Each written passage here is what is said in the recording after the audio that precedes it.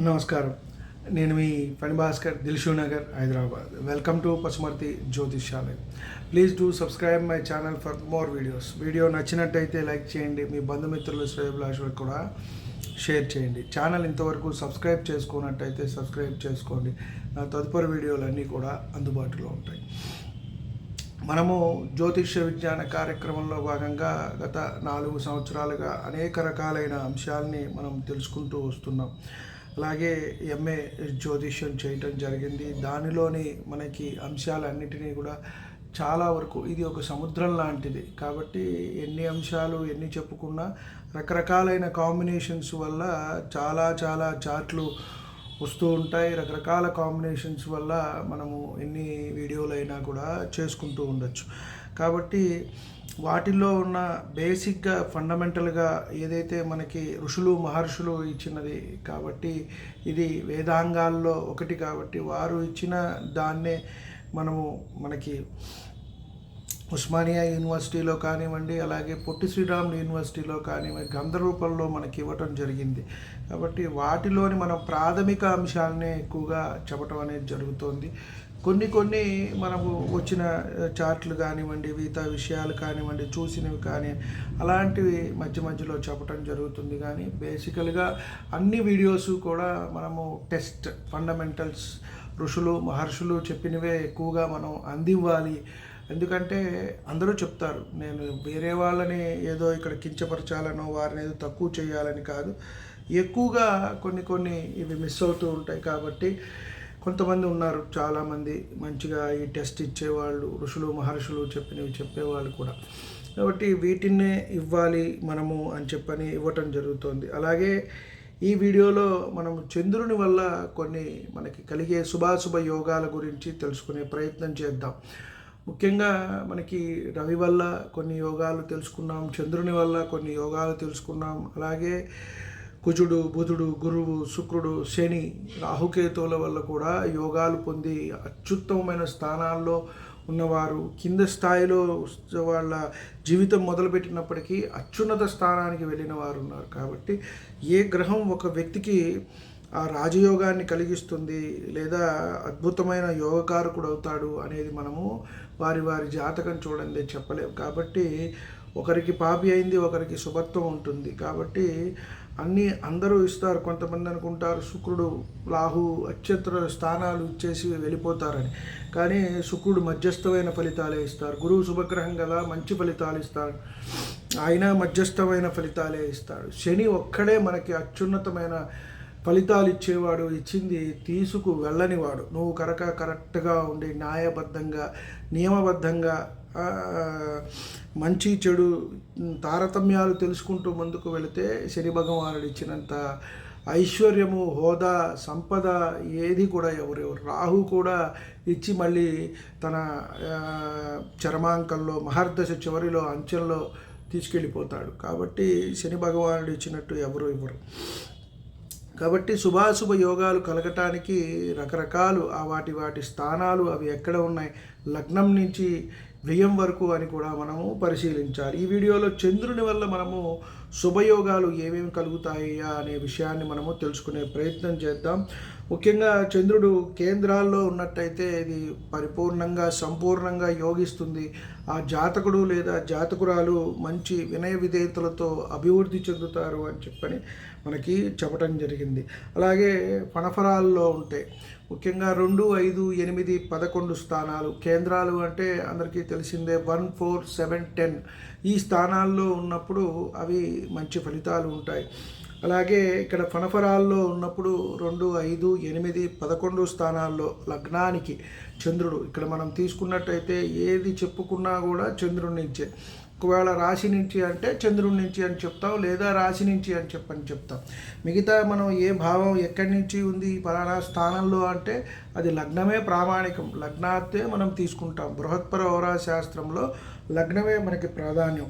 అలాగే చంద్రుడి నుంచి యోగాలు ఉంటాయి, రవి నుంచి కూడా యోగాలు ఉన్నాయి. రవి నుంచి వాసి, వేసి ఇలాంటి యోగాలన్నీ కూడా మనము చెప్పుకున్నాం. ఉభయచరి ఇలాంటి యోగాలన్నీ కూడా మనం 2 ఏళ్ల క్రితం ఎప్పుడో చెప్పుకున్నాం. కాబట్టి ఇలాంటివన్నీ ఉంటాయి. అలాగే అపోక్రిమాల్లో ఉన్నప్పుడు 3, 6, 9, 12 స్థానాల్లో ఉన్నట్టయితే వీరికి కూడా మంచి వినయాలు ఉంటాయి, అభివృద్ధి చెందుతారు వీరు కూడా అని చెప్పని ఇక్కడ వీరు కొంత విదేశాలు కూడా వెళ్ళే అవకాశం అనేది ఇక్కడ కనబడుతూ ఉంటుంది. చంద్రుడు స్వనవాంశలో కానీ, స్వనవాంశ అంటే మళ్ళీ కర్కాటకంలో, ఇక్కడ చంద్రుడు స్వక్షేత్రము ఎక్కడ కర్కాటకం కాబట్టి నవాంశలో కూడా కర్కాటకం పొందితే, అంటే ఇక్కడ పునర్వసు 4వ పాదం అయితేనే, ఇక్కడ చంద్రుడు పునర్వసు 4వ పాదంలో ఉన్నప్పుడు మాత్రమే స్వనవాంశలో ఇక్కడ రావటం అనేది జరుగుతుంది.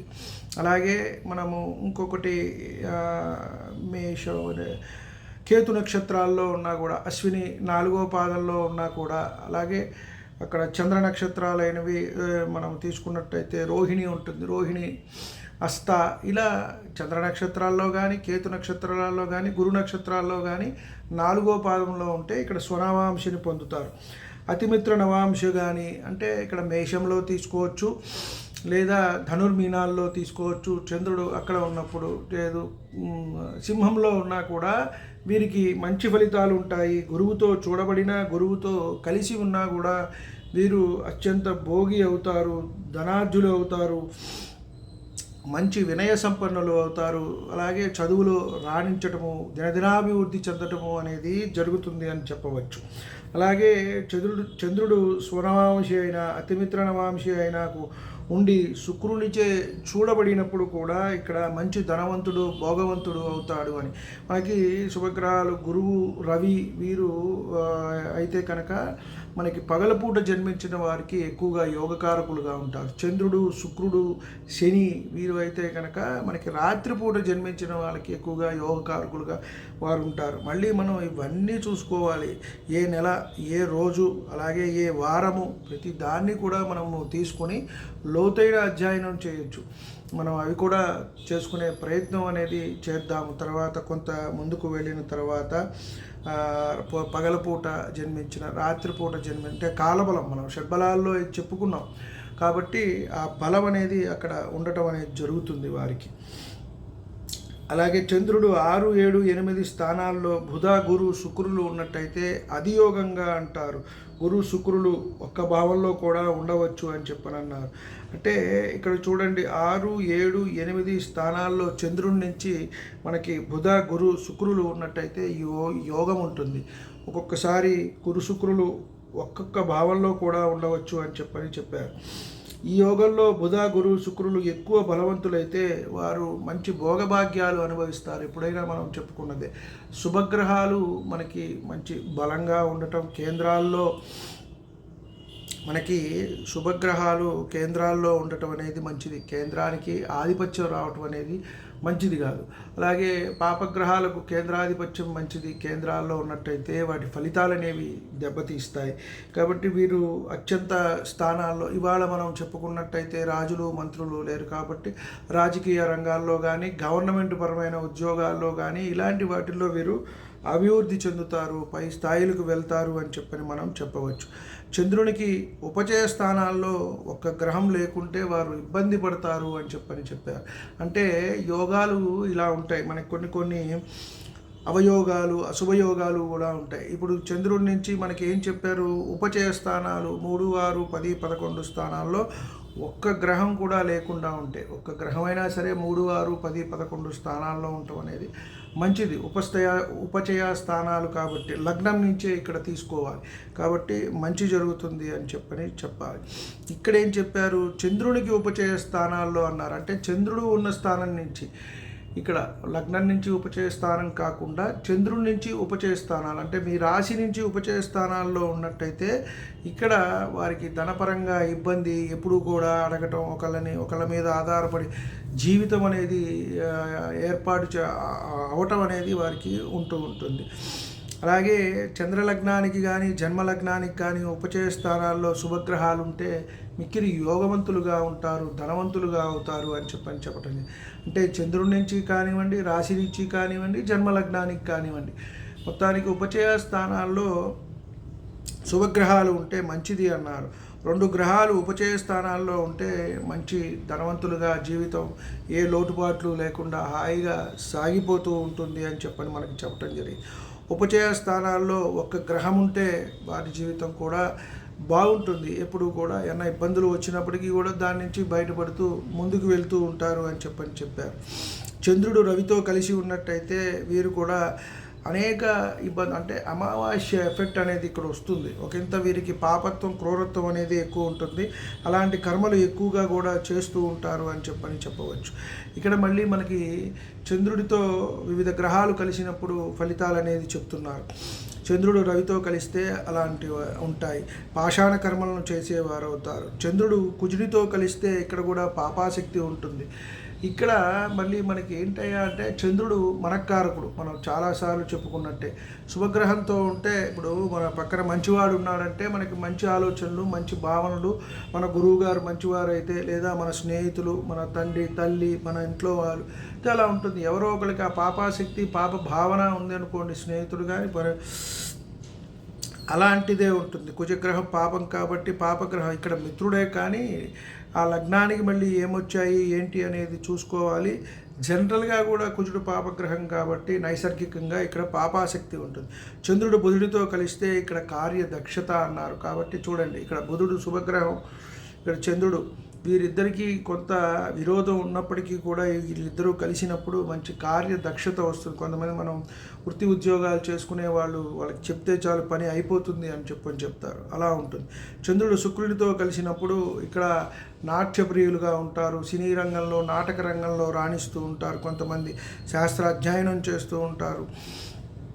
ధనార్జన కూడా వీరికి బాగుంటుంది అని మనం చెప్పవచ్చు. చంద్రుడు శనితో కలిసినప్పుడు కొంత వీరికి ఇబ్బంది ఉంటుంది. కష్టపడి ధనం సంపాదించవలసి ఉంటుంది. నిపుణత్వం పరిజ్ఞానం ఉన్నప్పటికీ కూడా కొంత దాని నుంచి చిన్నగా వీరు పైకి వెళ్ళే అవకాశం అనేది ఉంటుంది అని మనం చెప్పవచ్చు. కాబట్టి మొత్తం మీద జన్మ లగ్నంలో కానివ్వండి, లగ్నాత్తు కానివ్వండి, అలాగే చంద్ర లగ్నంలో కానివ్వండి, ఉపచయ స్థానాల్లో శుభగ్రహాలు ఉన్నప్పుడు కొంత మనకి మంచి ఫలితాలు ఏర్పడతాయి అని మనం చెప్పవచ్చు. చంద్రుడి వల్ల కొన్ని యోగాలు, శుభాశుభ యోగాలు మనకి ఎక్కువగా అన్ని శుభయోగాలే ఉన్నాయి. ఒక్కటే చంద్రునికి ఉపచయ స్థానాల్లో ఒక్క గ్రహం కూడా లేకపోతే కొంత ఇబ్బంది పడతారు, కొంత దారిద్ర బాధ అనుభవిస్తారు అని ఇక్కడ చెప్పడం జరిగింది.